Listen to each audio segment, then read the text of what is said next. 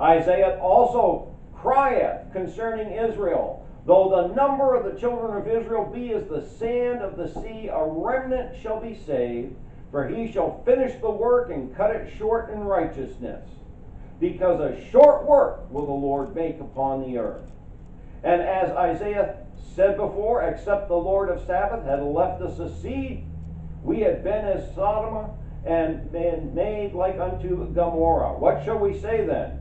That the Gentiles which followed not after righteousness have obtained a righteousness, even the righteousness which is of faith. But Israel, which followed after the law of righteousness, had not attained to the law of righteousness. Wherefore? Because they sought it not by faith, but as it were by the works of the law, for they stumbled at that stumbling stone. As it is written, Behold, I lay in Zion a stumbling stone and a rock of offense, and whosoever believeth on him shall not be ashamed. From there, go to chapter 11. We're staying in Romans. Pick it up at verse 12, and we'll go down to 25. Now, if the fall of them, speaking of Israel, be the riches of the world, and the diminishing of them the riches of the Gentiles, how much more their fullness? For I speak to you Gentiles, inasmuch as I am the apostle of the Gentiles, I magnify mine office. There was an apostle that was set specifically for reaching out to the Gentile peoples, and that was the apostle Paul. That's why the Pauline epistles are so important to the church for doctrine. If by any means I may provoke to emulation them which are my flesh, and might save some of them. For if the casting away of them be the reconciling of the world, what shall the receiving of them be but life from the dead? For if the first fruit be holy, the lump is also holy, and if the root be holy, so are the branches. And if some of the branches be broken off, and thou, being a wild olive tree, wert grafted in among them, and with them partakest of the root and the fatness of the olive tree, boast not thyself against the branches. But if thou boast, thou bearest not the root, but the root thee.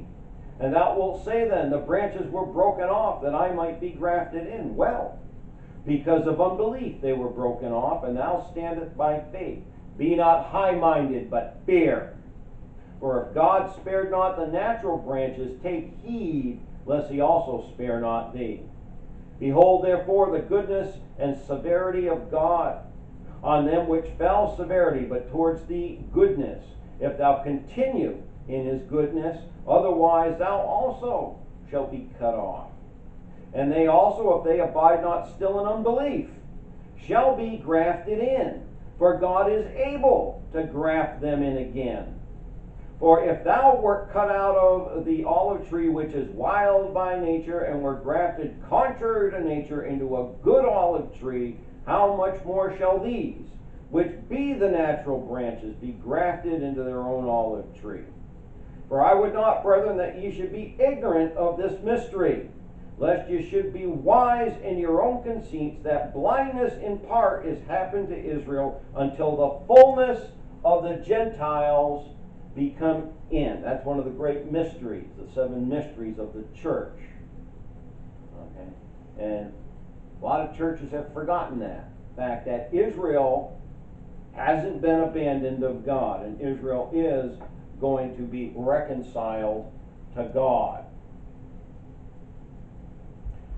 All right, prophetic signs of the second advent. We'll get started here. I don't know how far we'll get with it before we stop. The budding of the fig tree, which is Israel. Go to Jeremiah 8. Right after Isaiah, Jeremiah chapter 8, verses 11, 12, and 13. Jeremiah 8, verse 11. For they have healed the hurt of the daughter of my people slightly, saying, peace, peace, when there is no peace. Were they ashamed when they had committed abomination? Nay, they were not at all ashamed, neither could they blush. Therefore shall they fall among them that fall. In the time of their visitation they shall be cast down, saith the Lord. I will surely consume them, saith the Lord. There shall be no grapes on the vine, nor figs on the fig tree, and the leaf shall fade, and the things that I have given them shall pass away from them. That's the fall of Israel. Go to the Gospel of Mark, chapter 13. Mark 13, verses 28 and 29. Now learn a parable of the fig tree.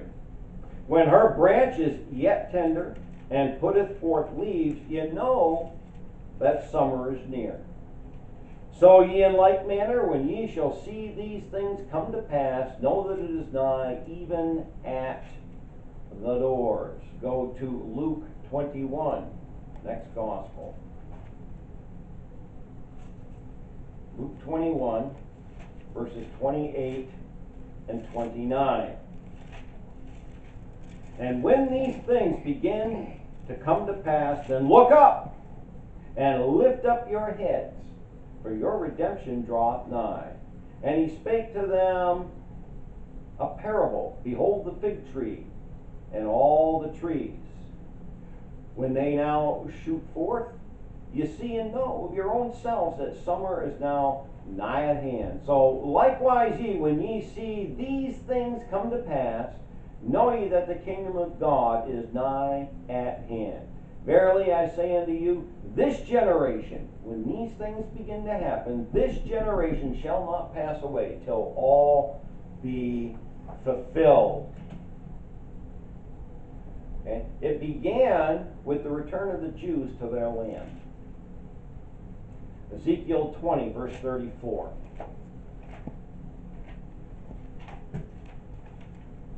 Ezekiel 20,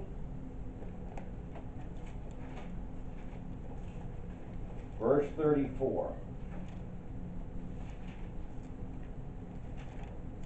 And I will bring you out from the people, and will gather you out of the countries wherein ye are scattered, with a mighty hand, and with a stretched out arm, and with fury poured out. Go back to Isaiah 11. We read there earlier. Isaiah 11, verse 10, 11, and 12.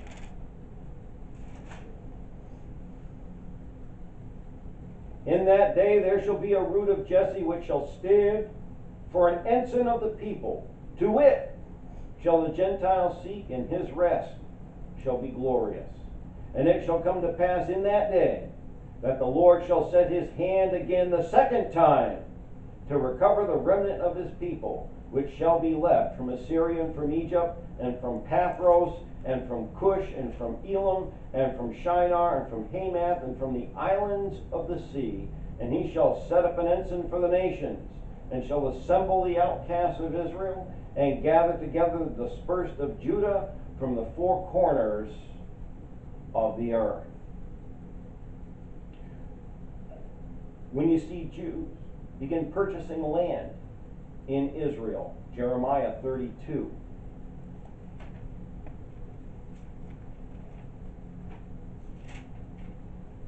Jeremiah 32. Verse 44. Men shall buy fields for money, and subscribe evidences, and seal them, and take witness in the land of Benjamin, and the places about Jerusalem, and in the cities of Judah, and in the cities of the mountains, and in the cities of the valley, and in the cities of the south. For I will cause their captivity to return, saith the Lord. You know, trying to pronounce it right, kibbutzes or kibbutzes. These are the communal, collective communities that were established in Israel even before it became a nation again in 1948. And they have continued. They're primarily agricultural community. Like I say, they're a collective there. Those are that evidence. Then, of course, the rebirth of Israel as a nation in 1948. Isaiah 66 and verse 8. This will be our last reference this morning, and then we'll have to move on. Isaiah 66 verse 8. Who hath heard such a thing? Who hath seen such things? Shall the earth be made to bring forth in one day? Or shall a nation be born at once? For as soon as Zion travailed, she brought forth her children. We're going to stop there for this week. But these are some of the prophetic signs of the nation of Israel.